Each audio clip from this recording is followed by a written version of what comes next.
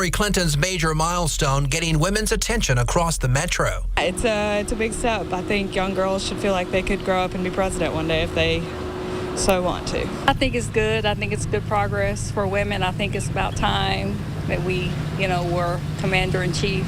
Hear you. I see you. This week, Clinton became the first woman in our history to win a major political party's presidential nomination.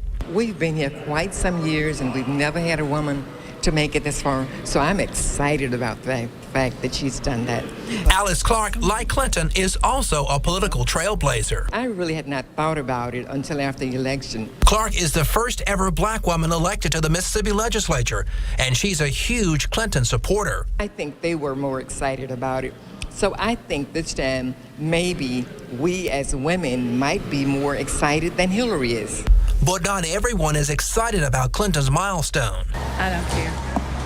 She's not somebody I think needs to be president. Still, Clinton's one step to making more history, becoming the nation's first female president. It's going to be good, maybe, having a woman to be the first woman to be a president. That's an exciting prospect for siblings touring the state capitol with their family. Maybe. Why do you say maybe? Because a girl can do anything a man can do. I think Hillary Clinton should be president because she's responsible, she's a good leader, and I think she'll be a good president. Reporting in Jackson, Ross Adams, 16 WAPT News. Well, the Democratic National Convention is coming up the last week of July in Philadelphia, Pennsylvania. The Republicans hold their convention the week before in Cleveland, Ohio. Members of the Mississippi Black Legislative Caucus say they are worried about what will happen when state budget cuts go into effect on July 1st. We want to find out more information so we can craft better policies to get us out of this mess that a lot of our agencies are facing. One agency is facing a $4 million budget cut is the State Health Department. The Black Caucus held a budget hearing this morning to talk about the services they might lose. We got $1 million last fiscal year, 2016, to work on infant mortality using evidence-based strategies. We won't be doing those things anymore because that money's basically gone away. We've had to restructure our environmental services. The caucus will hold more hearings with other agencies hit by these budget cuts. I want to get back now to that breaking news out of Pearl. We just learned a man was shot in the head on I-20. 16 WAPT's Ross Adams is live with details.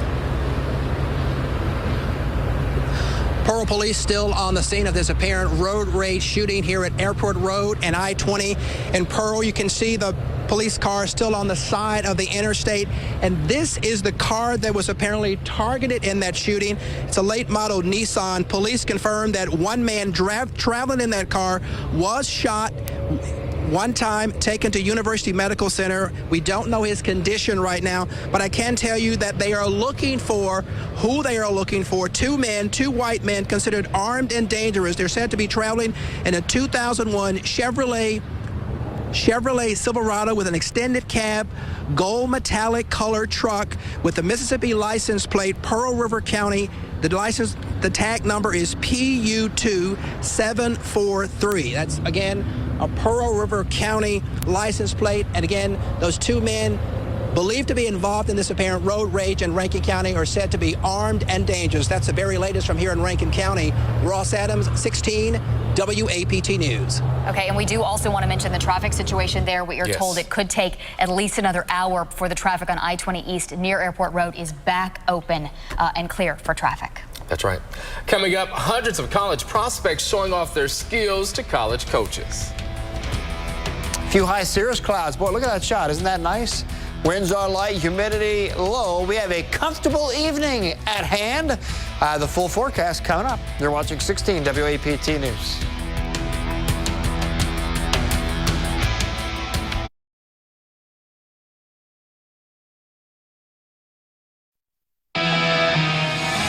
This is 16 WAPT News live at 6, the one to watch. Beautiful summer day, hot sunshine as expected in the afternoon, but those humidity values comfortable. And this evening, very enjoyable. We are still sitting close to 90 degrees. 92, 67 our high and low. Sunset 8:07. By the way, that sunrise at 5:53. That's as early as the sun rises here in the Jackson metropolitan area. It'll stay at 5:53 for about a week, and then it slips back to 5:54. Although the days for till the 21st of June do continue to get a little longer. On the 22nd, the days start to get shorter after the summer solstice. 90 feels like 90 because the relative humidity has been in the 30% range. Still a little bit of a breeze out of the north at 10. The wind will be dying off, and that means clear skies, comfortable temperatures this evening.